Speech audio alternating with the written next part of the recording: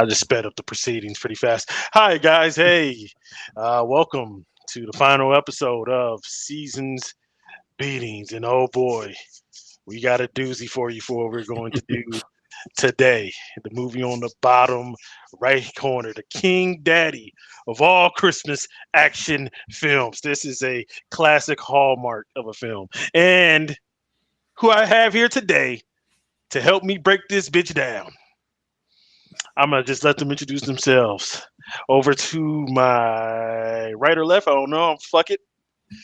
We got my boy, my cousin, Sir Sturdy himself, Stir Division, hitting all that. The what you call it, Mick? The late night shock jock, the next Goulardi, the next the horror host with Elvira, the most. the horror host with the most. Sir Sturdy, how you doing today, baby? I'm doing great. And I want to say happy holidays, everybody out there. I know people get all bent in shape out of Merry Christmas, but I'm respecting everybody because people celebrate the different things around this time, so they all deserve to show love. So happy holidays, Merry Christmas, whatever you celebrate. I hope you guys had a beautiful, beautiful holiday with your family, your loved ones, or your friends, or whoever you guys enjoy to be with. Not everybody likes their family, and there's nothing wrong with that. I just hope you had a wonderful day. 2, I'm going to say he's right. Listen. You got to come check out Sturdo Vision. Check out Horror with Sir Sturdy. Sturdo Vision at 11 o'clock show is coming back, and I cannot wait. And I'm sure these guys will be on here whenever they can. It's going to be some weird movies, strange movies, horror, non-horror. But if it's not weird, it's not allowed. And then, of course, Horror with Sir Sturdy will be back for the 8th year anniversary next Thursday. Yes, New Year's Day. And we're kicking it off with Sinners, and I cannot wait. I am so excited. I've been off for a few months, been going through a few things. But, we're ready. We're ready, and we're back. And then down below, the big brother, Mick Manhattan, the scene snob. This guy is amazing. He's a genius. He loves movies. I learned so much from this guy about film, how to watch movies, how to review movies. And I'm getting into directors a little bit more. He's also, both these gentlemen are also on Popcorn and Pints with me, which is a great, great show. You guys should definitely check that out. We'll be back January 3rd, but Mick, take it away. Well, hold on, brother. You almost took over my show. Hold on. I got to introduce him. I mean, hey, look, that was a lovely introduction, and you're right. He's back by popular demand, the king of Manhattan himself, Mr. Scene Snobs, the movie God, Mick Manhattan. Take it away, baby. Take it away. That's too much. Too much. You went the wrong direction. You got to bring it back. You got to be like, no, but listen, though, Mick, the thing about you, though, is like, movies from, not just because you're old, but movies from like the 20s up till now, and you have such an appreciation for the older films up till now and in between, which introduced me to a lot of things and made me appreciate certain films a hell of a lot more than I did before we met. So, boom. See? Talk him up, big boy.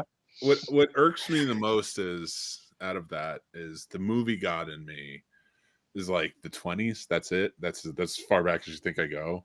But I know that you hate it because you hate silent movies. I don't like that. I don't hate them. I just don't really care for them too much. Yeah, I only watch like 1 or 2 though, so it's not like I would never watch really more. Good ones to watch. Like, I'm telling you, watch The General. It's going to change your life. You know? Put some respect to my man's name, man. He goes back to the 1890s in this shit. The 1890s, son. Yeah. That's how far he go back. I would say the Iron Horse, too. If we're going to say he goes back to the 1890s, we're going to say he goes back to hieroglyphics. We're just telling stories from those. Well, you know what? To kind of tie it into the theme tonight, I would say, honestly, there was a lot of amazing stunt work that was going on in the silent film era that should really be applauded by anyone who's an action horror fan, things like that. Buster Keaton, what he was doing, Harold Lloyd, Charlie Chaplin, Douglas Fairbanks, and what he was doing with some of those swashbuckling epics at the time. Like, there's some amazing things to be seen on screen from back then. Fatty Arbuckle. Yeah, that's fair. Fatty Arbuckle. That's where you went with it. Well, anybody like it, but like to say it's because I have not just a love of movies, I have a love of film culture. I love learning about like what happened behind the scenes, things like that. How they were doing these things. Like I really have like such a desire to learn about all that if I can. So that's what we try to like talk about on our channel. Like, we do a lot of reviews. So if anybody wants to check those out, our podcast is all movie centric. But we have a lot of great conversations. We just did our mixtape episode for Christmas where we shared our favorite Christmas songs, Rob Reiner films. Rest in peace, Rob Reiner. The week before we're more of a comedy show, but we're very movie centric with movie topics, that and kind of how they tie into the world. It's a lot of absurdity we try to bring, and we tell everybody that's our motto: embrace the absurdity. So if you guys want to check it out, have a few laughs, come out to the coasts, you'll love it. I like the way you did that. I like the way you as did soon as that. I hit that, have a few laughs, I was like, I know it's backwards, but I got to do it. All right, guys. So, guys, come on to the coast, have a few laughs. Now I know what the TV dinner feels like. Cheers to everybody out there. Cheers. I got water. Cheers. So today we are talking Die Hard because 'tis the season for some beats. Da la la la la la la la. 1988 Die Hard, and I'm the young pup of the group, so I probably don't know what it feels like to actually sit in the cold theater and experience this greatness. I caught it on the second run on HBO, so I'm young in these streets. So I'm gonna go to my. I was only 4 when this came out, so I was in the theater watching. I think I was only 6. So, so I'm gonna go to my old dogs right here, and I'm gonna start with you. What was your first experience when you saw this wonderful movie of all time? I'm gonna go to the king of cinema down here first, the king of Manhattan, the movie god. What was your first Fisher King? That's about it. That's what I did. Okay. I have a weird story that goes on with Die Hard, and my first not really watch of the movie, but the first time I saw it was on VHS, not the theater, and it was a rental, and it was a rental that my parents made. Because every Friday, so often on Friday night, they would go rent a movie for all of us, and then rent one that was new for them, but it was an adult movie that they couldn't watch. We couldn't watch. Porn? Maybe. I knew you were gonna take it there. No shame. I had to because you said the adult movie. I apologize. No, they would watch Die Hard, Lethal Weapon, the big movies that were coming out. My mom was into it. My dad was a big movie buff, so they're really they would do that. And basically we lived in this old apartment. It was a 2-bedroom apartment. They were out in the living room, and you know how a train apartment works, it goes from the front doors down at the end, and kind of go right back to the kitchen. We're on a second level though, so it was a little bit different. 2 bedrooms. My brothers and I and my sister were in our bedroom. And we were just bored. It was a Friday night, and they're out there watching Die Hard, and we had heard about Die Hard. You can't love movies and not in the 80s and not know what Die Hard was, at least. You know what I mean? And everybody was talking about it. By this time, it's out on VHS. You got to see it. So my brothers dared me to sneak in. We had this long table, right, where we had, because there were a lot of us. So we had this long table in the dining room, in between the living room and the hallway where our room was. So they dared me to sneak out and kind of soldier crawled, and I went behind the table, and I went under the table, and I shit you not, what's the scene? As I'm sitting there under the table watching from a corner at Die Hard on the television, and these weren't nice new televisions, by the way, with all the 4K HD hubble. This was a console television, one of the old suckers that looked like it, you could have a buffet on it, but the screen was only 22 inches. One of those bad boys. So I'm watching John McClane, and where is he? Takagi's about to get the bullet in the head. And as soon as he does, I jump back because I haven't seen blood on the thing before, because I'm a kid. I'm only 6. So I jump back. Dad screams. I run back into the room, and that is my first, not official viewing of the whole movie, but my introduction. And because it was so serendipitous, I don't care if anybody believes it. Oh wow! Oh shit! That's interesting, man. Yeah, Wow. I've told it before. I love that. I love that this movie so much. I watched it the other night. I was I forgot I was going to be on the show, but I knew I'd be prepared. If I was.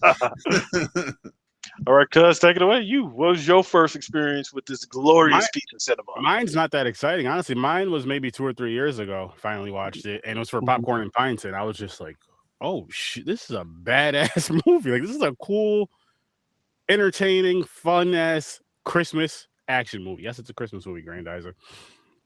I feel like, and the reason why I say that is if there's a Christmas party, if it takes place on Christmas, it's a Christmas movie, Christmas Eve, whatever the case may be, like Batman Returns.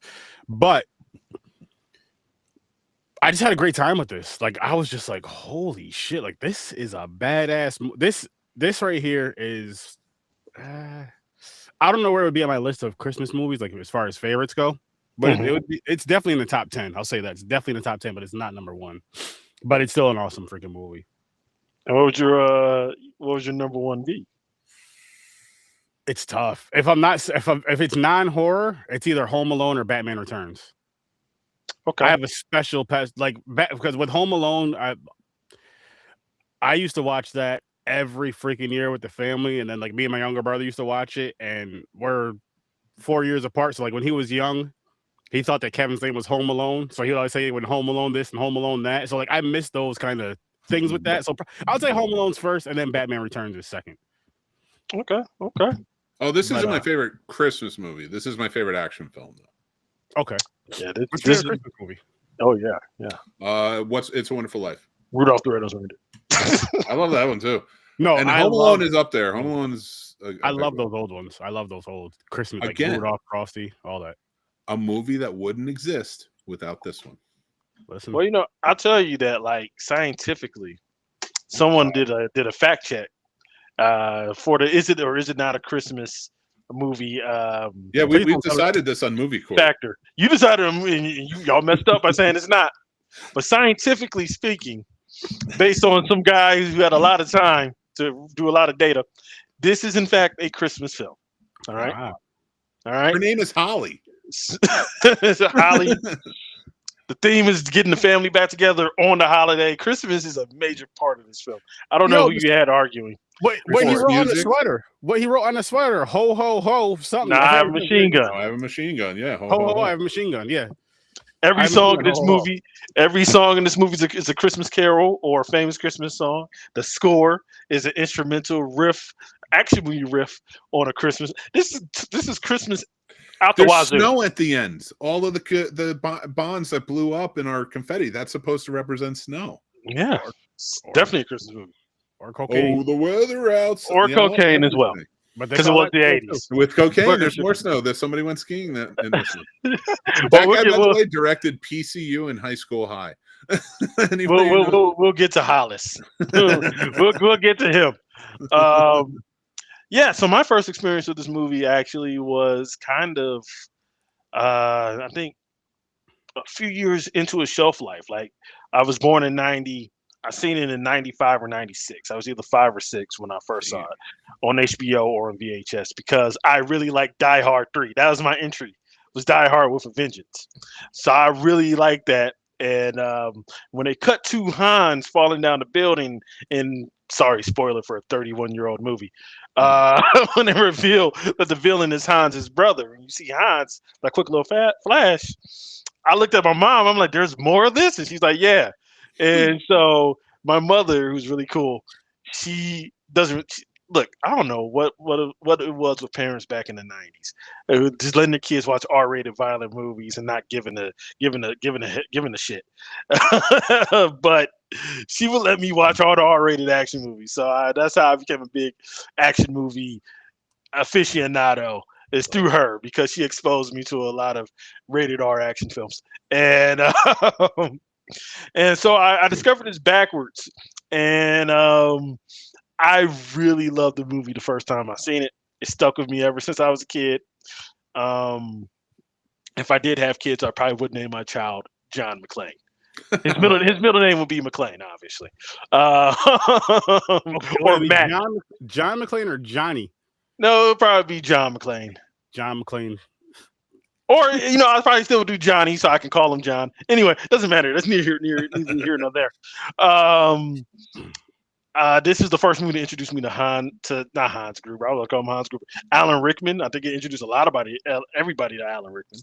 But it's funny when Alan Rickman passed about a decade ago. A lot of people mourned him as Severus Snape.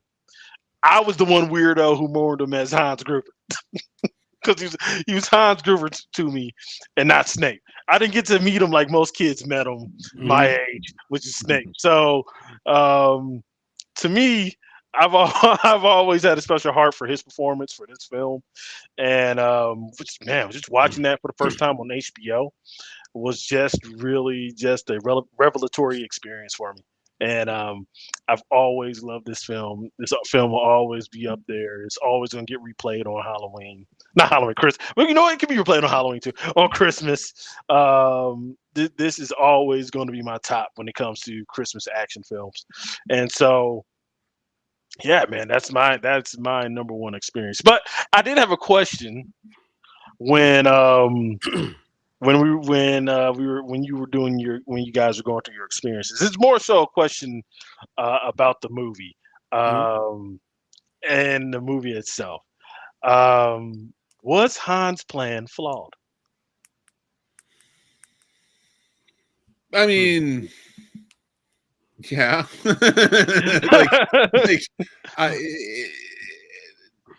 It's chaotic in a way where like it could work. Like it's not that it because it really comes down to if you blow up the building, you can get away, but you're just causing chaos that isn't gonna go away. Yeah, if you stole it and got out of there, like it's a mess and everything. But if you just like kind of escaped, I mean, even though I don't know, like because my thing is too many variables. Exactly. My thing is once like henchman 1 or 2 is like unalived, at that point I'm just throwing in the towel. Like at what point? Because do you throw in it if you're Hans and a couple of your guys come back with broken necks or dead and they steal your machine gun? Wouldn't you quit? When would you quit your plan? It's tough though because it's like you went through all this stuff. You have all your group. You have your crew there. You have all this shit going on. It's like, okay, 2 people got knocked off, and now I can't quit now. You know what I mean? It's like I can't quit now. Am I gonna stop now? I gotta see. If you're gonna do all this, you have to see it through. You have to see it through. Now, if there's like 3 of us left, I'm leaving. Even if I'm the leader, I'm out. Well, yeah, I mean that's where like I could see Hans sticking it out. Like Hans is a madman, you know? Yeah, he's in the movie. He stuck it out. All his people were dead. Yeah, I mean, I think he appreciated the chaos just as like. Honestly, the man went out and like he didn't know if he would run into McClane or not. I think he was kind of happy he did. I think he wanted to have like he just enjoys that. He looked at it as a cat and mouse game, and that's why I think Carl was so pissed. Like, fuck Hans, like, what are you doing? And that's and honestly, I think that's where Simon Gruber's plan was actually a much better plan. He accounted for the variables, and he knew he had to keep John McClane busy. So you're saying that Simon was the one who went to college out of those 2? I'm saying Simon must have studied the case and been like, I can't be like Hans. He's too much chaos. But my question is, like, where you're going, like, you brought like 12 guys with you, and there's like 30, 40 people in there, and they're getting picked off. At what point do the henchmen be like, I'm done. I'm out. Like, I'll figure it out. I'll leave. I'll get the fuck out of here. I'll escape in the ambulance that you guys brought with you. I don't know. Like that was a weird one, honestly. You think Hans took a bump of Hollis's coat when no one was looking? Oh yeah, I think he had his own. Like as soon as he said, "I have one just like them," the suit that he has, I'm like, every one of them has cocaine in their pocket. Every single one of them. I'm gonna say something that may annoy some people, especially our co-hosts over on Popcorn and Pints. Shout out to you, Stories from a Bar, dope podcast. When I was looking at Hans Gruber, you know who I was thinking about? No, they don't look just alike, but similar-ish. Tom Green. So now in my head, I'm like, how would this movie go if Tom Green played Hans Gruber? Oh, he would have been like, "Daddy, do you want some sausage?" Dude, I'm not for AI. But I almost want somebody to make that Sora. You know how funny that would be? You know how funny just for certain not even for the whole movie, just for like certain things. Of course, when he goes off the building, like certain things where Hans Gruber is like just like those big roles for him. But it's Tom Green. Tom Green looks like Hans Gruber and Gollum had fucking baby. Yeah. Or Steve Buscemi, one of the two. He's Bizarro Hans, right? He's Hans who was like too long in the microwave. You know. Oh my God. That plan would have failed so much faster, though. I know.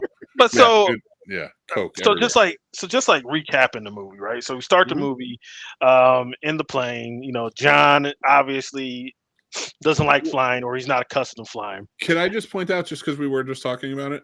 Yeah. What kind of drink does Ellis drink? Does Hans's guard get him? Ooh. I'm the one that asked you. Ooh, Coke, yeah. Yeah. So he has Coke on the mind. He's doing Coke all the time, man. That's what he's into. Now, airplane etiquette. You know, this guy who decides to interject and have a conversation that John probably didn't want to have, and tell him that tip about balling his feet into knuckles when he lands. What type of flyers are you guys? Like with me, like I'm the type of guy, I have my headphones on. I don't want to fucking talk at all. Like how fast are you chopping this dude in the throat on the flight? So for me, the last time I flew was a couple years ago to go visit my brother out in Colorado, and it was just me. So I had my headphones, and I just had my headphones, listening to podcasts and music, and just kind of just chilled, laid back, had my music playing. But I'm also a social person. So like, say if the person sitting next to me want to have a conversation, I'm cool with that because I love conversating and whatever the case may be. Of course, depending on the conversation, if it's something, you know, but I'm not like one of those people that's like, oh, leave me alone. I'm on the plane, blah blah blah blah blah. Unless I'm asleep, leave me the fuck alone, man. Other than that, I'm a social person. Like I like that kind of shit. Okay. As long as the conversation is something that I'm interested in. Like if it's politics, I'm like, yo, leave me the fuck alone. But if it's sports, movies, or whatever the case may be, or some random nonsense, I'm in. Okay. So you'll be chatting the person's ear off. Okay, I got you. No. If somebody tapped my shoulder, just like, hey, blah blah blah blah blah type of deal. But other than that, I have my headphones on. I'm just chilling, minding my own business. If there's one thing I know about Sturdy, he would start the conversation. He'd be like, hey, you like podcasts? I got a great podcast for you. And then he would just talk about his podcast, which I'm not putting it down. Hey, man, plug yourself. Self-promotion. Yeah, I'm not putting it down.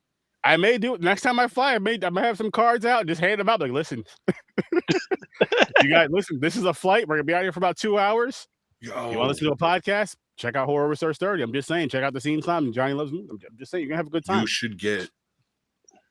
should get an episode, like a very fun episode, right? That people should want to listen to, like one of your longer ones. Speed. That was a good one. You get the you get a QR code. On one side, you put Horror Research 30. On the other side, you put Popcorn and Pints. You pick out 2 episodes. You set up the link for that QR. And then you go and you be like, hey, what's going on? You like podcasts? If you're just chilling, you're going to be flying. Here you go. Listen to this. Listen to this man. Or if you're at a bus station or whatever, you know. I mean, that's a good idea, just in general, because it promotes both shows, and they can go through not just that whatever episode it is, which I'd probably try to pick our most popular episodes.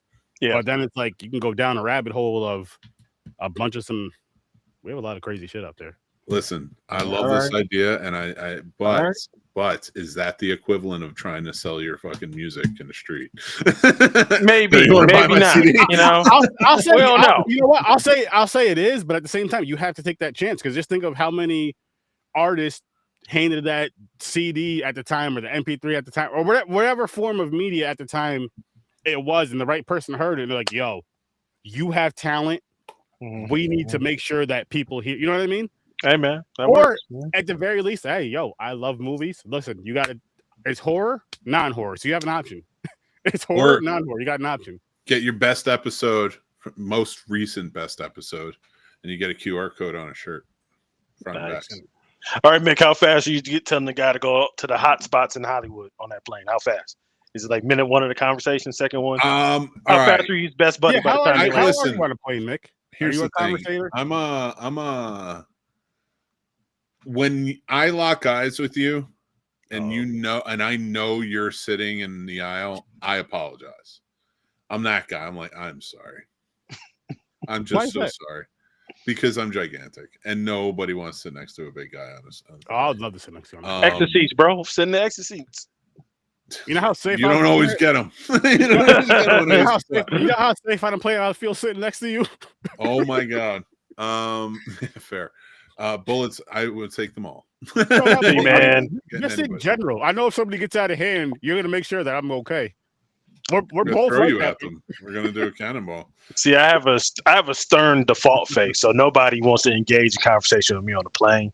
So, I was right there with John. I was kind of like annoyed by this guy. Even when John was like getting this stuff and he was looking at his gun, he had to say, "Relax, I'm a cop." Like, I would have been like, "Fuck, the hell you looking at me for?" Like you look ahead. Don't be staring at me. I'm done with the conversation.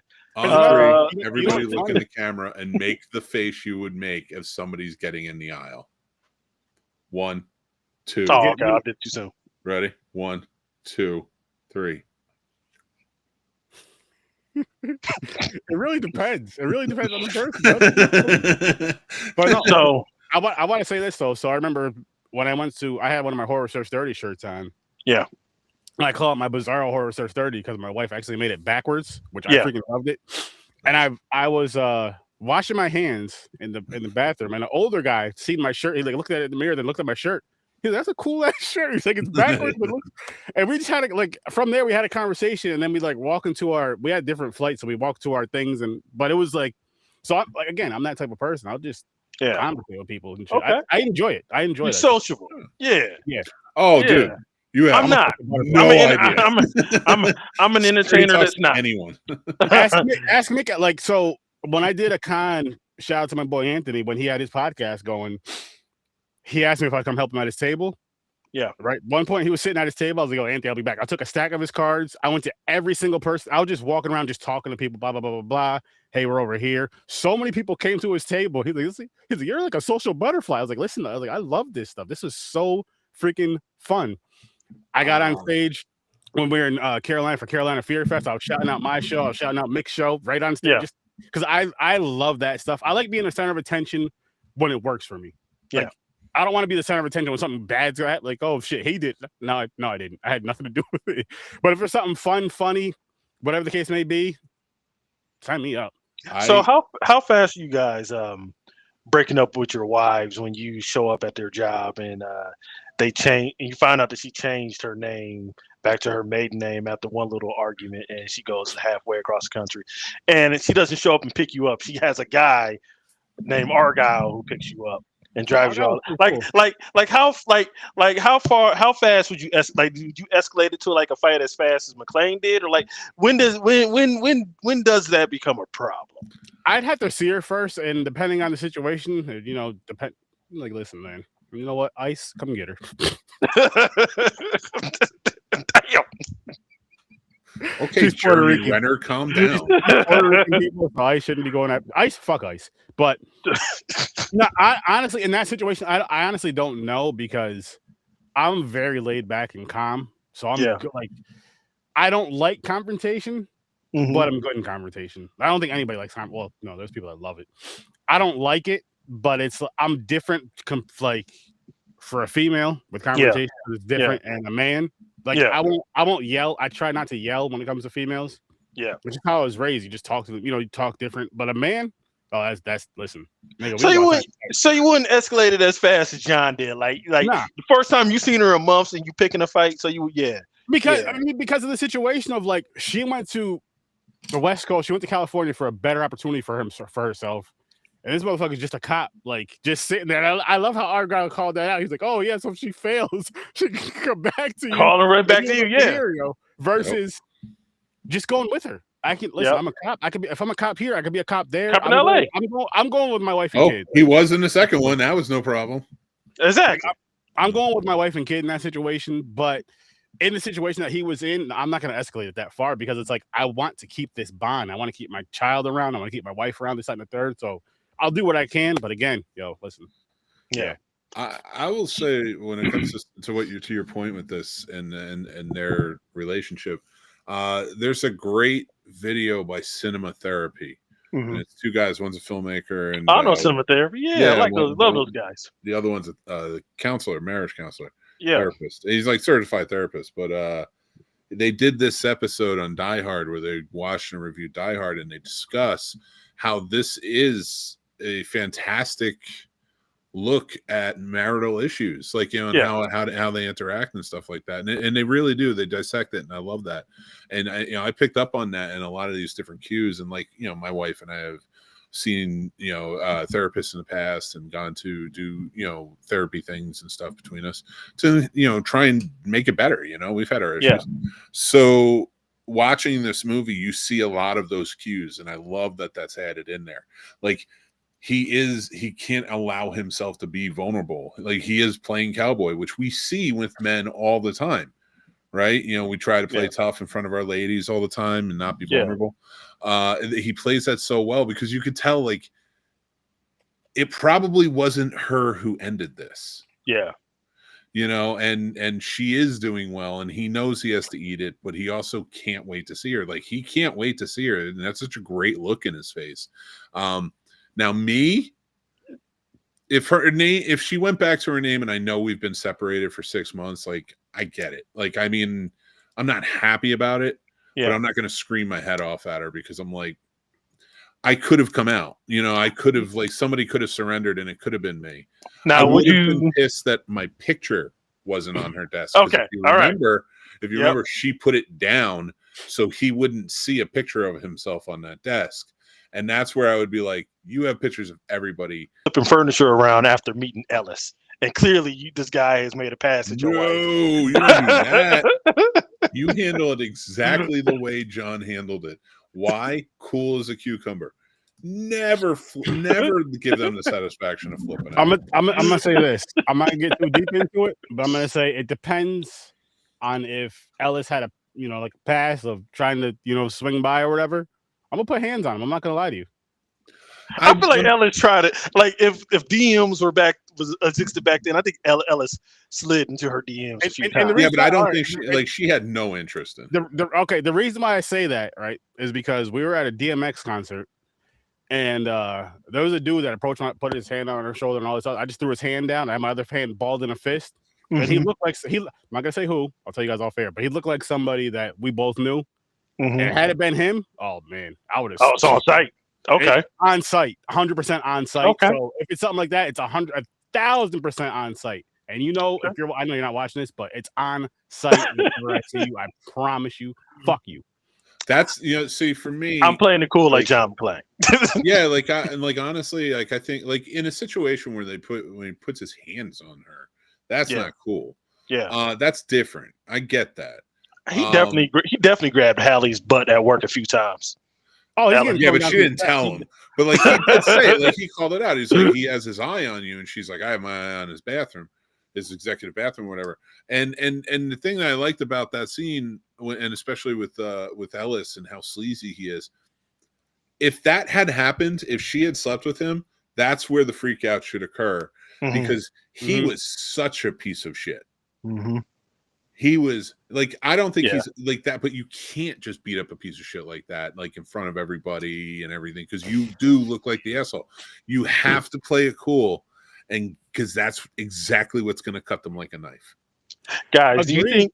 But I feel like it depends on the hit. Like if it's just somebody fresh and new, I'll be as cool as I can. But if it's somebody that you just don't, you know what I mean? That's been no, because we're talking about Ellis. So okay.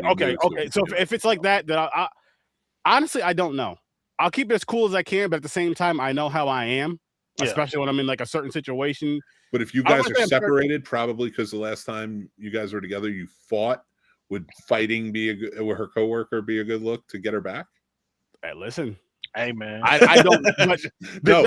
Sometimes you got to go diamond. The reason why I'm saying though like that, because just like emotions can kick in, this, that, and the third can kick in, whatever the case may be. And it's just like, all right, man, this dude thinks I'm sweet. I'm about to whoop his ass. Simple as Or like, I don't know. Like I'm very very calm, but I'm also crazy. or you don't even have to fight him. You don't even have to play it cool. You could just pee in front of him to assert your dominance. He'll smell the musk and be like, "Oh, he's the alpha." I don't know if I want to do that. I don't know if I want to take the Violent Night Santa Claus or R. Kelly route. You say, man, sometimes you just gotta assert your dominance. So, do you think that Mr. Tagachi, or I forgot his last name, Takagi, do you think that he gave up too soon? Do you think that he should have just relented, or do you think he was just like he went to acceptance way too quick of his situation to like taking a bullet to his face? I kind of think that he because he was panicked. Here's my problem: they got in. Mm-hmm. What, like, his death was truly meaningless, which gives you insight into Hans, which I think works. Yeah. But if there was that possibility that they could get in, yeah, why not just give it to them? Right? I feel like he gave up way too quick. Possibility. Like, if there's they did not get in after he killed him, then I get it. Mm-hmm. Yeah. They get it. So they still got in, yeah. And they knew they were going to get in. That's fucked up. I feel like he made his wife a widow for no damn reason. He should have just straight up just been like, okay, here's the codes. Who's to say that he wouldn't have gotten hit either way? You know what I mean? So it's like, I'm not going to give you any help, boom, or I'm going to give you this help, and it's still, because we've seen that in other films where you give them the code or the access or whatever, and they still get hit. Yeah. So I'm not going to give you shit. You got to figure it out, which, we've seen what happened, but I don't know. But that's the thing, though. Like, they did anyway. Like they did not need to kill him. In fact, they could have just went about their plan and just waited. And then if they couldn't get in, have Takaki there with his, like, they didn't change the codes by that point. Mm-hmm. He even said there was like, they'll have them changed by morning. They were still in before morning. Yeah. It wasn't a lot of shit went down. Yeah. Now, so, I feel bad for Takagi, but I just told him. Now, what was John thinking when he went down the stairs with the other German guy and broke his neck? Like, he had him dead to rights. Why didn't he just pull the trigger? He see these guys are about the business, right? And technically, he's not in his jurisdiction, so he could get away with murder if he wanted to. Mm-hmm. So why didn't he just let the blicky go pow, like right there? Like, why did he waste all that energy, get hurt, get messed up? Ego, the male ego, to where it's just like, listen, I could fuck this dude up. It's not going to be a fight. It's a tougher fight than you thought it was going to be. Yeah. Like, oh shit, I should have just popped him. Exactly, I should have just popped him. I think it was just that. It was just like the ego, and then he's a cop from New York. Mm-hmm. Everybody knows, like, Mick, you could say this more than I can, that New York City ego, or like whatever you want to call it, bravado, or even Jersey, because it's right across the bridge. And then you're going to Cali. Listen, I'm an East Coast motherfucker. I'm not scared of you. I know you're from wherever you're from, but I'm definitely not scared of you from Germany, wherever the hell you're from. Fuck that. I'm gonna whoop your ass. Yeah, that's true. That's 100% true. My dad hated the Karate Kid because he could not stomach the idea of a Jersey kid getting beat up by California boys. But the thing that was his whole heart. But Johnny knew karate, though. Here's the thing, though, which is funny about that is, like, I can't tell you how many people I punched in the face. I'm from the city. Da, da, da. That doesn't mean you can fight just because you're from the city. It just means you're from the city. Yeah, that's true. It's like that's supposed to scare somebody. I'm like, I don't care. I'm not saying like I was a tough guy, because I'm not. I'm a lover, not a fighter, but I can defend myself. And again, to me, sturdivants are crazy. You don't want to mess with sturdivants. That's true. That's also true. But also, I don't know. I don't think I would waste my time on this Jeffrey Dahmer looking like dude in a whole fight. I'm like, he could bite me. He could try to eat me. He does look like Jeffrey Dahmer. Oh, I wouldn't waste my time. He could shoot threes. So I'm like, no, pow, right in the head. Especially when it comes to a life or unalive situation, I'm gonna make sure I'm surviving. And if I have something that's gonna help me more than my hands, I'm using it. My ego is not that big to where it's like I can beat up the whole world, because I know I can't. This dude can know some shit. But I can verify that sometimes my ego is But you're also 6'8". I'm that 5'8". doesn't mean anything. But listen, listen, 5'8", 6'8". More threatening. I could be 4'8" and I'd still be like, I'm a lollipop guild. I'm gonna fuck you up, motherfucker. All right. Well, you're also from Jersey, so maybe again you're from. It's most likely that. I'm not gonna lie. Like it's probably that. It's just that bravado. Like I've always said that, and God forbid, man. God forbid. Like guys, I know they're trying to take over, and I'm not getting political, but they're trying to take over the world or whatever. Yeah. Just leave Jersey out of it because you don't want to be the United States of Jersey by the end of the week. No, like that is like administration. Just stay out of Jersey. Trust me. Stay out of United States of Jersey. That would be nuts. They don't want to be fucked with. We got too much radioactivity in the water, and that's that. Like, leave us alone. Now I'm jumping all over the place, but to answer your question, but Detective Powell. Mm-hmm. Oh, Al Powell, baby, I love him. You think he really had a wife? Yes, I do. I believe that man was having a baby. He was overjoyed to talk about it. You know, but fat people are joyed when they see cake. Oh, that's true too. You know? And I'm fat, so I can say it. When I see a fucking blizzard, an Oreo blizzard, I'm smiling ear to ear. Hold up. Listen, what type of cake? Are we talking about cake like the fatty, or are we talking about cake? Because both of them make me seriously need to talk about Die Hard, not fucking cake. I am in no position to talk about food in the moment, or I'm leaving to eat food. But I'm just saying, I'm just like, I don't know. The argument could be there that like Al really does have a wife at home, that he's not there. And he should be calling multiple times through this hostage situation, or he's just a dude who he has a sweet tooth, and he just eats a lot of ho-hos in abundance, And I'm just like, he could be a nervous eater. Exactly. At home, he's like, listen, I'm nervous, I'm scared, I got a wife and baby on the way, or a kid at home. And at what point are you not calling your wife? If you really had a wife and you're going through this situation, what point are you not calling her? Okay, so was the baby on the way, or was the baby already here? No, she was. There was still a little time. He said. Yeah, he said there's still a little time. Like it was like 7 or 8 months. You do not want to call your wife and stress her out when she's pregnant with. Listen, I'm in a hostage situation. Babe, I was just shot at, and I'm in a hostage situation. But she has the news. But she has the news, so she sees it. Eventually, yes. But like at the same time, as a man, and I'm not trying to be like masculine and all this other stuff, you want to protect your household as much as you can and kind of keep that as calm as much as you can. Mm-hmm. When you get out of the situation, call her. Listen, baby, I was in a hostage situation. Oh yeah, don't worry. Well, I ended everything. I whooped everyone's ass and saved everybody. No, damn well, I was just hiding under the table crying the whole time. I have no help from personal experience of living with a cop in the 80s and 90s in a city, nonetheless. Like, there's no shortage on, if they're out in the street, they might have radio to dispatch and have dispatch call, like we call my mom or something, and just be like, hey, running late, or got a double, or working a case, need to be here a little bit longer. So, like, I don't think he would have come out right and said it, but the cops are married to the job. So, it like, and it, I mean, of course, this I kind of want to say this is a movie, but cops are married to the job. It's like true. Yeah. And unfortunately that, and it's not even their fault. Like that's sort of like what you're kind of ingrained in you. But you have to be. That's why they're always on edge.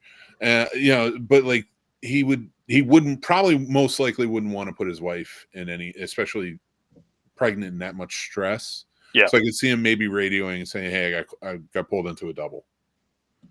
Somebody called out. I think about it for myself and how like panicky my wife can be in certain situations. So I'm like, just imagine her pregnant, and then you're in a situation like this.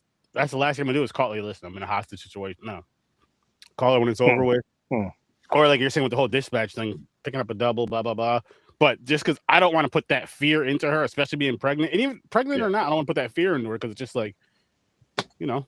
Well, here's another thing too, and this is also a personal experience of living in Los Angeles. Like when I was a kid, there was a way to not know what my dad was doing. You know, like like if he was on a call or something, and maybe he said, you know, like, oh, I got to go do this, and or I got to double and whatever, but he was in an actual like maybe dangerous case or something. Yeah. We're not going to see that on the news, even if it's breaking news in the 80s, you know. Okay. Because like his city, we lived like right outside of it, you know. Yeah. Even when we lived like right near where we were, like it just wasn't where you weren't going to see it. I don't know how to explain it, but we weren't. I got you. But in Los Angeles, I mean, you know, they were playing that shit right on the TV. Oh yeah. No, in Los Angeles, like to be real, like in the movie, they were playing it on the TV. It's live footage. Like it's a pastime. There are people who have chairs. Well, I mean, I'm going back 15, 16 years when I lived there, but there were people who had chairs. We used to smoke our cigarettes outside. What we would do is we'd go up and watch on TV, and people would do this as a pastime, watch car chases. And then wait for them, if they were in your area, to come around your area and then run outside and hope they pass. They wild out there. Boy, they wild. But it's always going to be breaking news out there. Everyone's going to know Nakatomi Plaza's taken right over. Exactly. So I'm just saying Al's wife should have been frantic. That's all I'm saying. Like, baby, where are you? Yeah. I mean, he might have rated her and said, "Hey, I'm okay. I just, you know, they need extra hands or something." But you know, because he wasn't in the air. Do you think, Mick, that Ellis was good at his job? Because we get to the whole I negotiated shit when he's talking himself up, and obviously you know what happens to him in the movie. Do you think he was ever good at his job? Yeah, actually, at that time, I think he was very flamboyant in the way he did things. But I worked a lot in sales, and there's some guys who are like that, and they're good. Okay. You know, they just know how to spin. You know, they just know how to talk, and they know how to like get you to like them. Yeah. He has a way of being likable, but in a way where you're like, you're dangerous, but I don't mind that you're around right now. I just feel like he's the type of guy. I mean, he's always doing coke, but he's the type of guy to like bring prostitutes to the work office, and you know, do a lot of reckless stuff. I just can't imagine this, especially because he took a bullet to the face. I just can't imagine this guy ever being good at negotiation. I beg to differ. Here's why. Okay. One simple line of proof is when he is talking to John on the radio and he goes, "I told him that we're old friends and I invited you to party." He did not throw Holly under the bus, and he could have. Yeah. And I think that's where the charm comes in. I think that in his sort of like own way, where it's like, that's probably why Holly was never like, hey, you know, he is what he is, but he's good at his job, and you know, he's not that bad. You know, so Holly enabled workplace harassment. Yes. Yeah. What was the one scene where they were actually banging and like they pulled him off the desk? Like, yeah. And I don't know what's happening to my hair right now. I look like that dentist elf from Rudolph, but oh shit, I'm shaving my head. Yeah, I don't know. I just feel like he had a lot of weekends doing coke and banging prostitutes in there when he wasn't supposed to be in there. I just feel like I get that impression from Ellis. Cuz, are you falling for Han's American accent? No. Like, oh my God. No, I'm not. But I mean, technically, John didn't either. Yeah. He gave him the gun with no ammunition. So he knew what he was doing. He was playing the game, playing along to kind of do what he had to do, which I respect that. Yeah. I would have just took him out right once I seen him. But that's me. Damn. I ain't playing all them damn games. You never let him get one word out. Nope. Because they're all what it is too is they're all pretty much dressed the same. So it's like I already took out about 8 people. None of them are dressed the same. Aren't they all wearing black? Like gray sweatpants and yeah. The weird German brothers. One dude had like this big old like puffy like he had the long hair with it. He looked like he belonged in a Wham video. Going, all right, I'm gonna say this, Mick. He just didn't look trustworthy for me. So what about therefore, Marco? he'd have to go. You're at the table. Was that supposed to be German? You ran at a table. What are you gonna do, dude? The fucking what's his name? Trevette from Walker Texas Ranger. He was wearing a sweater. He was wearing a white sweater. Nobody was dressed the same. The only two people who were dressed the same at all in this entire movie was literally Hans and fucking Ellis. Listen, either way, he didn't have a trustworthy face. He didn't have a trustworthy face. Oh, I listen. No, not at all. I loved Alan Rickman, and this is like his first real movie. Like everything else, he was kind of an extra. But I'm not falling for that fake ass accent though. It's not happening. Oh my god! So when I was going to watch this movie earlier, the wife watched it with me somewhat, but she fell asleep because she's been cooking all damn since like she started cooking at 2 a.m. Yeah, so we were relaxing all this other stuff. But Alan Rickman, she's a fan of Alan Rickman, like especially after he passed, because she loves Harry Potter. Like she'll watch that like around this season every freaking year. Yeah. So she'll watch this, plus like a lot of his other movies. I think she's a bigger Harry Potter fan than she is a diehard fan, which I get. But there's only him one. It makes me want to see more of his stuff. Yeah. Because of those two, like Snipe and this are real iconic roles. And really important roles, I feel like, not only iconic, but very, very important roles in cinema.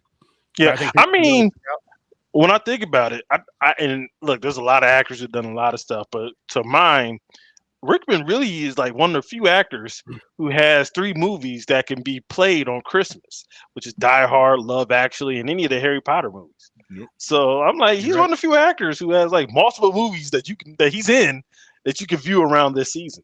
And honestly, I think that's huge because I know Christmas is one of those holidays that there's just certain films that people will watch every single year. Yep. No matter what.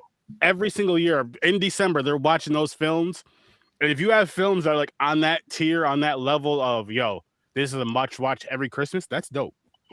Even if it's just once a year, that's still really dope because not many people can say that about not many people can say that about other actors. I don't know. I haven't done my research, but I'm just saying. I'll say many, maybe not other. I'll say many actors. Sorry, many actors. Like I said at the top of the show, man, when Rickman died, some people were dressed as Snape. I was dressed as Hans Gruber. That's how I pay my respects. Listen, I'm dressing up as anybody when it's Alan Rickman. Another iconic role. That Quickly Down Under. Fucking but shut up. First off, tell her to check out The January Man. He's very good in that. Okay. Prince of Robin Hood, Prince of Thieves. I knew you were going to say Prince of Thieves.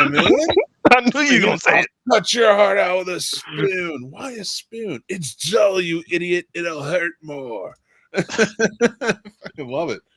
I really feel like out of all the new school, I feel like Benedict Cumberbatch kind of picked up the baton of Rickman going forward. I feel like he picks a lot of the same roles Rickman would have picked when he was young. Ooh, Rickman back in the day as Doctor Strange would have been interesting. Right? Oh. If only we had a time machine that started the MCU 20 years earlier. Make it a DeLorean for us. I can't fit in my own time machine. It's bullshit. Listen, I watch all the movies that you guys change. Now, real quick, like, why are there so many black people in these movies now? We'll just have to get it cut. We'll have to get it customized where Shaq gets his stuff customized so he can fit in it, and then boom. Yeah, exactly. He's 7 foot. Oh my god! How did we not recommend one Galaxy Quest? Oh yeah, one of his best movies. Oh my! By the Hammer of Rathgar or whatever it is. I was going to recommend Close My Eyes. We're missing a big one. It's 25 years old this year. Dogma. Oh yeah, yeah. Dogma is a classic. Yeah. Oh, you guys make me think of an idea for Popcorn and Pints. I'll message it to you guys in the private thing. But oh boy. Now, cuz if you're the head of the FBI, how fast would you fire the guys who showed up on the scene who was willing to kill hostages? I mean, Let's talk about current events. I don't know. Honestly, If I'm the head, after this year, Yeah, I if feel you're the like head, they're more cuz. believable. if I'm the head of the FBI, it's gonna be run legit. First of all, the Black Panthers will not be run out and all that other bullshit. The Klan would be though. Second of all, I'm gonna do things the right way. Like things should be done the right way. So that motherfucker's gonna be in prison. Wait. Okay. FBI All right. did go after Exactly. the Black Panthers. I feel like they were kind of a little overzealous. And I feel like the black guy. Burning was about. I think so. Mississippi burning. Wasn't that the FBI fighting the local police against the racism? But that was the 60s. That's a good movie, though. Yeah, but these guys were about to shoot hostages on the roof. And then I'm you not had the defending 2025 fucking FBI. Then you had the one black FBI guy who was enabling his partner's racism. Yeah, he was enabling his partner's racism. I'm like, why haven't you chopped this dude in the throat? He's obviously called you the N-word a few times. And you just like, how does he answer him? I was 9, dickhead. And I picture Mick just power bombing people for like, listen, would you just say? Yeah, exactly. Like Psycho Sid, be Psycho Mick. Exactly. I'm just like, the hell is wrong with this universe's FBI? These are the guys. Mick got to a point in his life where he was like, he doesn't want to be anywhere near Nakatomi Plaza. And then the other guy from Breakfast Club, Mr. the Bull, get the horn. It's him. That's the chief, right? Paul Gleason from Jersey City, New Jersey. Why was he the chief of the police? He seems pretty inept. He was the deputy chief. You know, the chief didn't even come. Deputy Shout out to Carl Winslow. He was still a cop. Yeah. So I feel like out of the force, Officer Powell was like the only competent person on the force. Which I'm glad they made a brother the competent person. Well, no, they said there was a lot of guys who loved them. They felt that way. Oh shit, dude. What do you call it? What's his name? I'm trying to think of his name. Dwayne? Is it Dwayne? Yeah, Dwayne. Got butt fucked on TV, Dwayne. How long are you if you're Argyle, how long are you waiting in that car? Well, you're locked in at that point, so you just stuck. Like I would have gave up. Listen, I'm gonna tell you right now, Argyle seemed like he was having a good, just chilled on the phone, sitting in the back seat with the teddy bear, not doing his job because he's supposed to be in Vegas at that point. Remember, he was talking to his girl. He's just my boss thinks I'm in Vegas and getting paid to do that. I'm just chilling. I'm chilling. That's true. Yeah, that's well, who's paying that bill? Who's paying all that bill? Because Takagi's dead. Now I realize that there's higher ups that have to deal with this, but like. That's when. At what point are you like, I don't know if Nakatomi Plaza is what we need right now. I don't know if we're spending LA anymore. And on top of that, I'm a man of my word, so it's like, yo, listen, if you need me, I'm gonna be right here. You get back with the wife, I'm gonna do what I got to do. If you don't, I'm gonna drive you to a hotel. He's like, I'm gonna drive you to a hotel, or I'm gonna drive you to the wife. Whatever you need, I got you. You gotta be a man of your word, man. Like I said, we're jumping all over the place, but we're just gonna get straight to the end, right? The taping the gun to the back thing. How did John think that would work? Because I try to pretend, in real life, and I'm not reaching it. I'm liable to drop the gun. Like, how did he think that would work? Like, what was his tape procedure when he was like, what? Like, if you were John, what's going through your head when you're like, I'm gonna tape this gun to my back? Like, what are you thinking? Like, if it was taped to my back by my neck, yeah, I got it. It's mid back in the movie. I mean, like it's over on the shoulder blade too. Like I don't know. Like, I mean, I'm trying to remember when I was skinny. Like, can I reach my back? And that was a long time ago, so I don't remember. So, see, I mean, he does grab it. So I guess I'd have to, I have to grab it like from like this from low. Go low. Yeah. I can't do this. I'm not that damn flexible. Right? I can't. I don't even know how like I can't even reach back to grab it like this. So what would make me think to do that, or even try I think we're analyzing a bit, but I mean, at that point, if I'm John, I'm sorry, baby, you're dead. Just tape it into my back, I'm messing up because I'm like, I can't even. Because honestly, if it was me, guys, Holly would be dead because I'll be too busy fucking around just trying to let me hold on, baby. Wait, I got it. Yo, Dude, 1 second. I got this. all right, I'm from like, the Hans, can we filmmakers- redo Hans? Just give me a mulligan. Hold on. Yo, can somebody take this gun off my back real quick? Yeah. Hans, man, can you just I need to watch. I'm messing it up. I'm messing it up.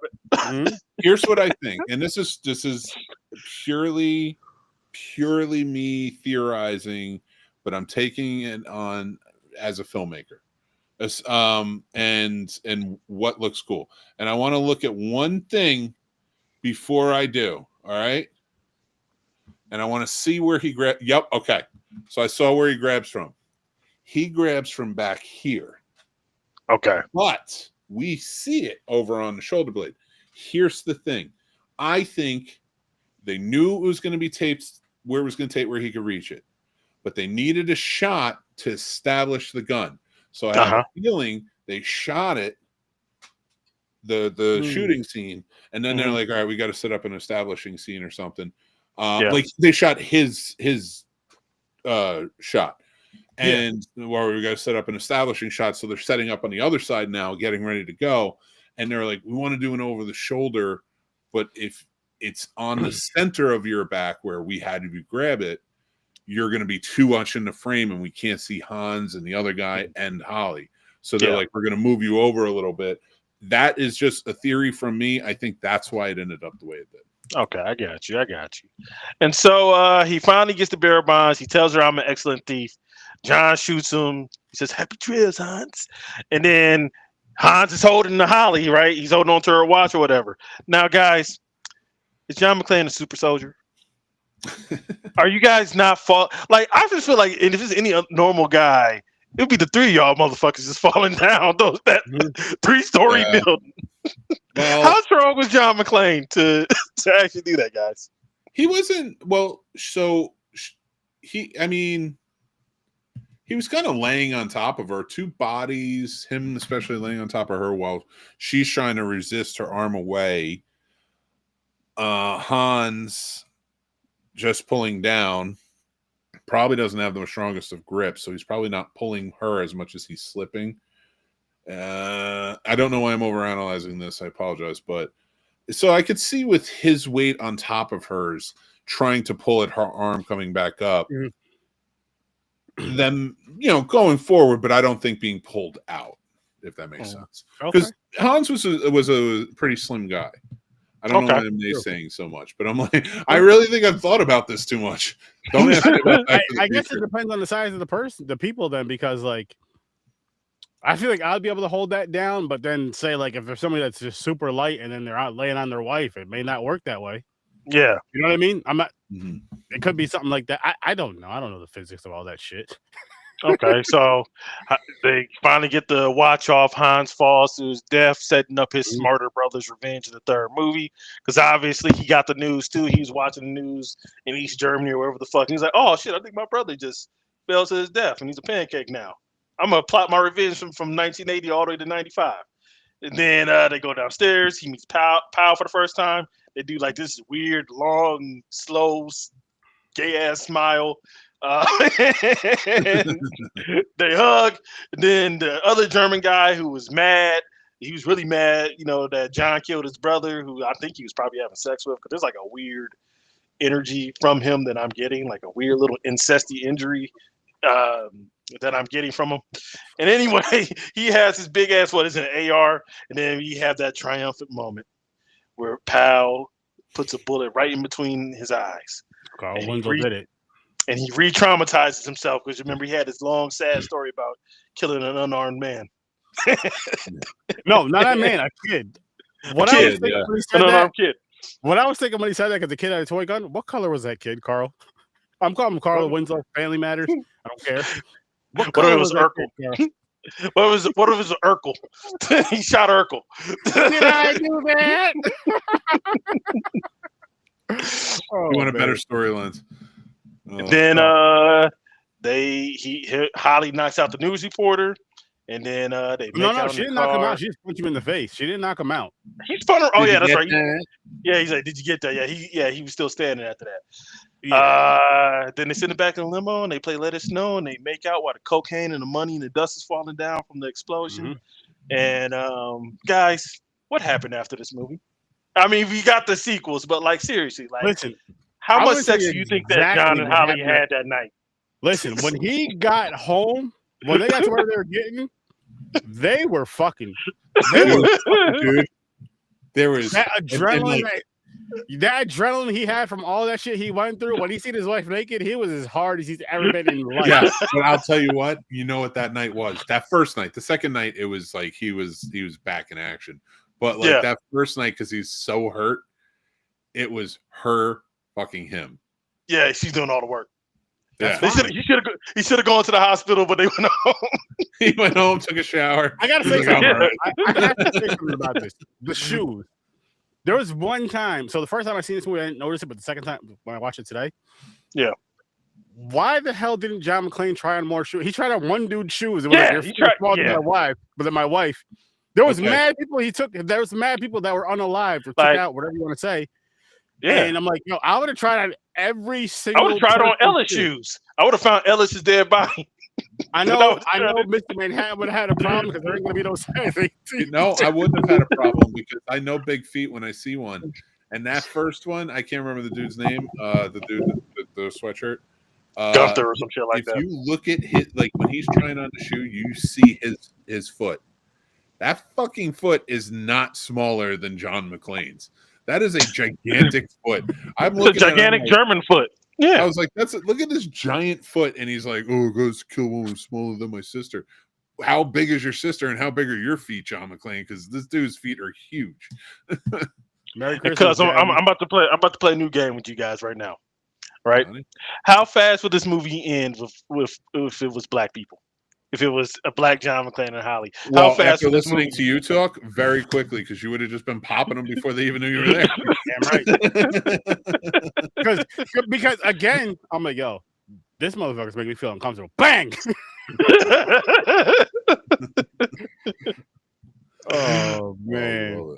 Oh man, I'm gonna get us some trivia, guys. I'm gonna keep us here too long. I'm gonna get us some trivia. So, All right. did you know that this film was originally going to be pitched as a sequel to an old Frank Sinatra movie called The Detective? Yeah. The movie- Oh, the book- yeah. Oh my God. Yeah. You need to see that movie. It's a very different movie. Very different movie. Wrote them both. Yeah. Oh, shit. Yeah. Cool. Sorry. So yeah. I need to So put it up. can you imagine old ass Frank Sinatra in the 80s as John They McClane? tried to get him for this. It was a different movie where he was trying to save his daughter. And yeah, no, look at the early drafts. They tried to get him and he turned it down because the last thing he ever acted in was a Magnum PI TV show. Also, can the I daughter ask- dies in the book. Yeah. Can I ask a question before you ask your next trivia thing? Yeah. This is for you two more so because you guys are better with the actor thing and all that than I am. If this movie was recast just for John McClane's character, who would you guys choose if Bruce Willis wasn't an option? Who would If it wasn't Bruce Willis? choose? And In same, 88, you mean? yeah, same era.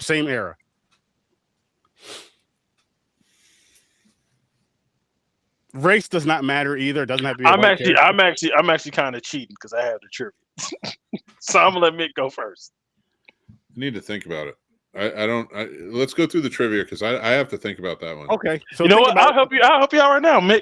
I'm gonna give you the list of names that was originally up for John McClane before they settled on Bruce Willis. These are a lot of fucking names, by the way. So bear with me. All right. Alec Baldwin, Richard Gere, Tom Berenger, Sly Stallone, Mhm. Ford, Gibson, Schwarzenegger, Eastwood, De Niro, Bronson, Don Johnson, Richard Dean Anderson, Burt Reynolds. We already talked about Frank Sinatra. Al Pacino, hoo-ah! I'm John McClane. I gotta Get say a this, big man. ass. I gotta say now, Johnny. Since you mentioned all those names, I'm gonna say two names. I'm taking off right away. I'm taking off Sylvester and I'm taking off Arnold because Arnold's just Okay. too damn big. Okay. Yeah. Then we got, you don't have an like, Austrian yelling at crawling German. through that fucking air shit. Arnold's not gonna fit. He's not. And then we have Nick Nolte, Paul Newman, Bill Paxton, Mickey Rourke, John Travolta, Michael Madison, Patrick Swayze, That's the one. Kurt Russell. That or Kurt Russell are two. Or all right. Every name you mentioned, I'm looking at it. I'm like, they could all do it, and it would be a movie I think a lot of people would enjoy. And I think that's a testament to say that many actors could do this role and make an enjoyable movie, but it wouldn't be on this level. But the two actors I say could possibly make this movie on this level as much as Bruce Willis did is maybe Kurt Russell and Patrick Swayze. Now, is it weird that I want to see the Al Pacino version as Vincent Hanna? Yeah, that's amazing. I want that. I want him like screaming "hoo-ah" after every friggin' sentence. I definitely want that. Yippee-ki-yay! I'm trying to think of other Al Pacino 80s movies at the moment. Like, 'cause he was doing a lot of like, he was getting really introspective in the 80s. Okay, so you want to play rough? My next question for both of you gentlemen is same era. What black actor would you put as John McCain? Well, actually, I want to go back to one. I don't know if you said his name, James Caan. Caan wasn't on the list. James Caan would have been a cool pick for that. Now, what black actor? Man, actually, let me think about it. It took me a little while to think about everything. I'm just gonna say Eddie Murphy would be good. I'm not saying that. I knew you were gonna think I was gonna say that. I'm not saying Murph. I'm not saying the Murph though. No, I wasn't thinking you were. I was just saying that. I'm gonna go to young Denzel. Denzel likes doing action. Denzel again would have been good. I don't think, but I think because he's so young, it wouldn't have. Not that because Bruce Willis was relatively unknown too. Same age, yeah. Black don't crack. Yeah, but there's a difference. there's road miles on Bruce. He was 80s white. Like, calm down. Yeah. Like he was already bald and he's 35. He already bald. Yeah. So what Mick is saying is that Denzel looks younger than Bruce Willis did in the 80s right now. Yes, it does. All right. I'm going to throw out a few names to you that I think that I'm interested in seeing what you think. Well, Danny Glover could have been good. Carl Weathers would have made a really good version, I think. But you think Danny would do this so close after Lethal Weapon? No, I don't Lethal think Weapon Danny would. Just like I don't think Mel would have. Like, they would have. Yeah. But Mel Gibson would have been good in the movie, though, if he was playing. Yeah. But I think Danny Glover would be good. He would bring a lot of gravitas to the role. Gregory Hines, I think, could have been good. What about interest you? Like, well, he was doing a lot of bit roles. He wasn't who he was. Oh, Running Scared came out in '86. But no, not Hines, who I'm about to mention. He didn't become who he became until the '90s. He was doing bit parts. But what if somebody was like, you know what? I like that scary dude from Coming to America. I'm gonna go with Samuel L. Jackson. Well, all right. Samuel Jackson. I love him so much, man. I could have seen him pulling it. And he was in '88. He was in Coming to America. I wish Samuel he's doing a lot of small roles though. But yeah, that's how much I love that guy. If Samuel L. Jackson was Mick's dad, that would be fucking awesome. Now, I'm about to tell you who was supposed to be Pal. There was only 3 actors or 4 actors. It wasn't like a long list like I gave. Ernie Hudson. Ernie's a good one. I can see Ernie Hudson doing it. But this guy that I'm about to mention, he should have definitely been John McClane if we're doing black. Wesley Snipes, Lawrence Fishburne, Robert Duvall, and Gene Hackman were all supposed to play, or they were in talk to play Agent Pal. John McClane. But you can see them play McClane, right? But they were in talks to play Pal. Yeah. Like the reason I see Pal playing, like he pulled off Cop really well. Yeah. He did. Like, and that's why he got Family Matters, is because he played a cop in Ghostbusters and a cop in this. He was a believable type, and in the 80s. All the names you mentioned are a believable like hero. Not in white America. I mean, we get it. It's 80s, a lot of cocaine flying around. And then that's how white people are. There was not enough and not enough room in Nakatomi Plaza for better actors, I guess. Now, cuz you mentioned Schwarzenegger earlier, right? Well, Yeah. I mentioned him earlier, but you say you couldn't imagine. But this is also pitched as a sequel to Commando. That's why Schwarzenegger was attached. I still don't think it would. I don't It think wouldn't it would have fit. worked. I don't think it would have worked as well. If Schwarzenegger was in this movie, we wouldn't be having this episode right now. That's my opinion. Same with Stallone. Bruce Willis is far, like this role fit Bruce Willis perfect. Yeah, in my opinion. It was an everyday anti-hero man. Yeah, It fit him yeah, he was. perfect. Yeah, It fit him like he perfect. really worked. And he's from Jersey. Yeah, oh yeah, he's a Jersey boy. So that's the brownie points for Mick. But I just don't feel, and as great of action heroes and action stars as those two were, I don't feel like this role would fit for either one of them. Now, what about Clint In my Eastwood opinion. as John? What about Clint Eastwood as McKay? As McClane? Okay, would any Bond be a good McClane? Like anybody that played Bond be a good McClane? No. Nah. I mean, maybe Timothy Dalton, but he would have been a better Hans Gruber. Daniel Craig would have made a good McClane. Yeah, if they remade it like now. Yeah, but like if you took him in the 80s, like he was a kind of like a rough James Bond too. Like he wasn't very suave. He was very kind of rough around the edges, which I love. I honestly, if I'm putting any actor in there that action wise, that I think really matched tone well with Bruce Willis, but never rose to that sort of fame. I know exactly who's going to say. The Rock. Carl Weathers. Oh, he had Action Jackson though. He had a lot of action movies. You know who would have been a good Al Pal? You're not gonna love it. John Travolta. Julius Carey. Shown enough. Shown up? Oh yeah, I would love that. As Al Pal? Shown up do I like Shown up do more roles, yeah. He was only on 227 and this. Now Mick, name a better like opening establishing run for a director than John McTiernan. I mean, he had Nomads in '86, Predator in '87, then this, and The Hunt for Red October. So that's a hell of a run. That's a hell of a opening run. Yeah, it's a hell of a run. And he hasn't been doing much, right? What's he doing now? Yeah, because he went to prison, and that's right. Yeah, he did go to prison. What did he do? He for Rollerball, he was threatening a guy who worked on, I think, a producer for that movie Rollerball, and they got him for threatening. He got like a decade in prison, so he got out in 2013. Jesus. Hasn't made anything since. Threaten somebody, and I'm not saying that's right. I'm not defending it, but like, yeah, he threatened his producer on Rollerball for a decade. Don't threaten anybody. It's not worth it. It's not worth it. Yeah. You know, especially because that movie is shitty too. I know he did like his end career was tough because he did 13th Warrior, Rollerball, and Basic. Yeah.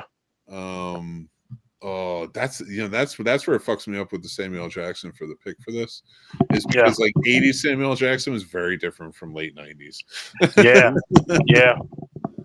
That man has gone through many changes over his career. He was even a ghostwriter. You know what's crazy? No, I've never seen it.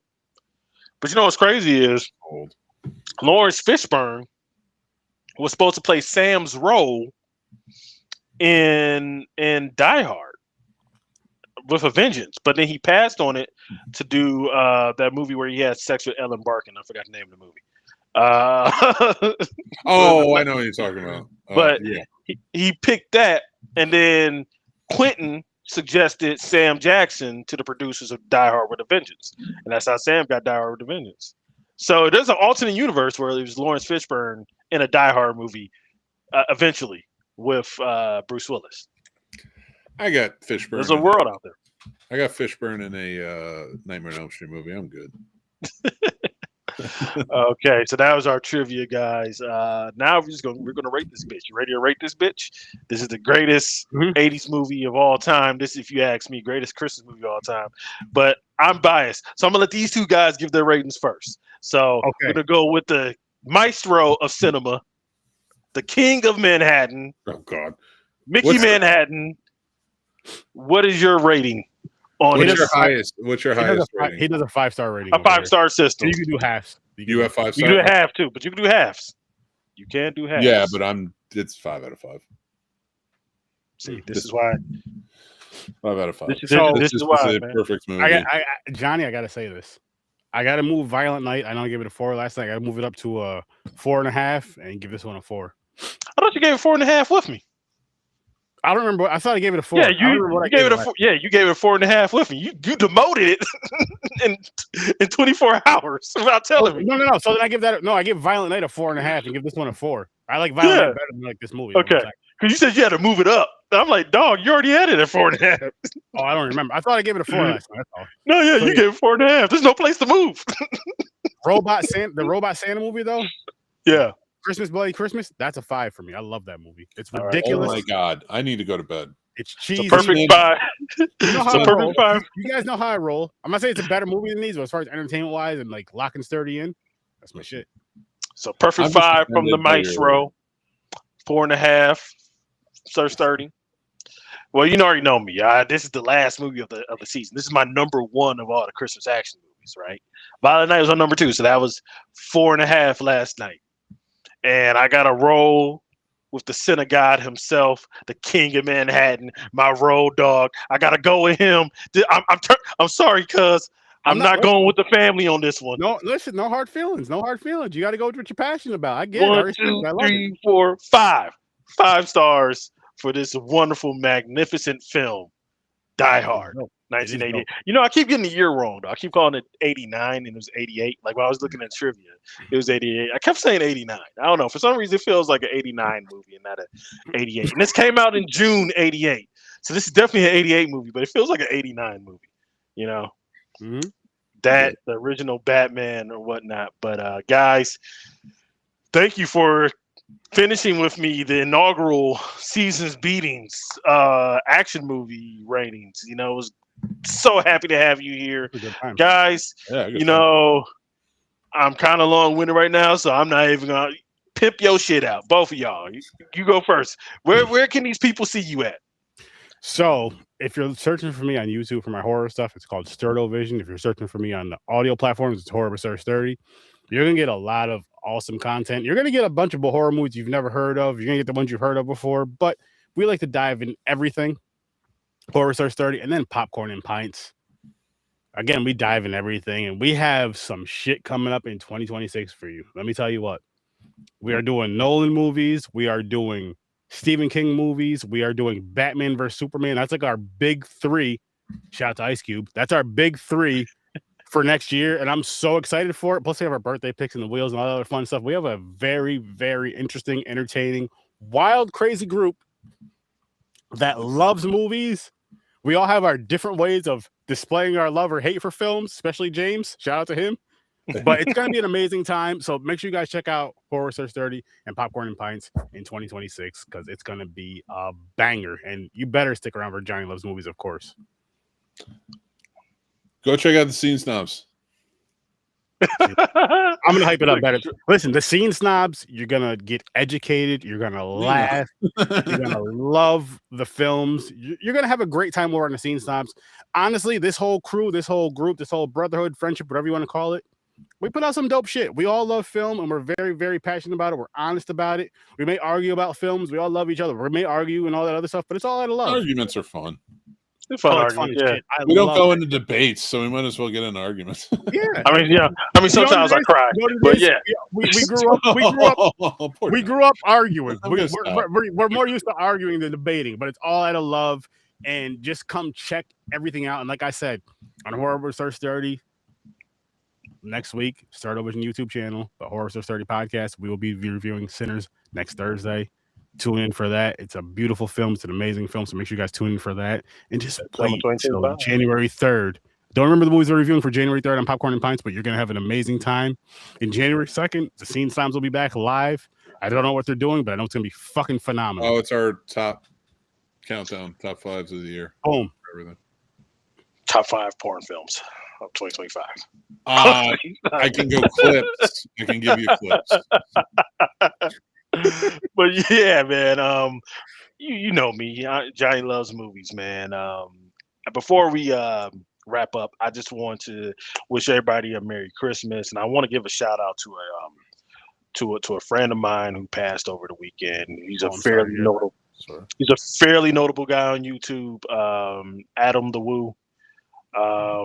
If you don't know his channel, he used to do vlogs going just traveling everywhere, whether it's movie sites, abandoned malls, theme parks.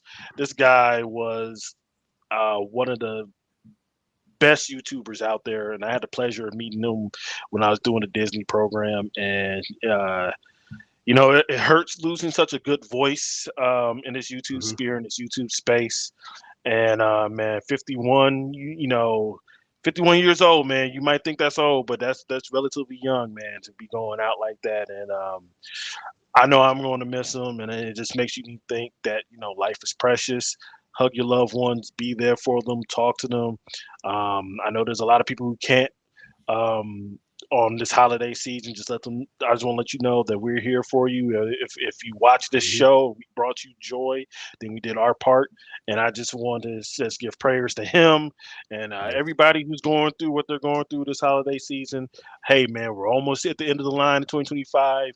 We made it, and I just want to just say happy holidays, and I hope y'all had a blessed, wonderful Christmas. And thank you for watching Seasons Beatings over here at Johnny Loves Movies. We will see y'all later. Condolences to Peace. you. Condolences to your friend and your friend's family and all that. Rest in peace and all that. God bless. And just one thing I want to say though is what I love about this whole YouTube stuff is once we're gone, this stuff will still be here if you want to see us or hear from us. So big shout out to Johnny Woo. Go check out his channel. Show him some love. Even though he's up there, still show him love. All right. I'm gonna let And this be your show and not say anything. and I'll always be here. I'll always be here in here.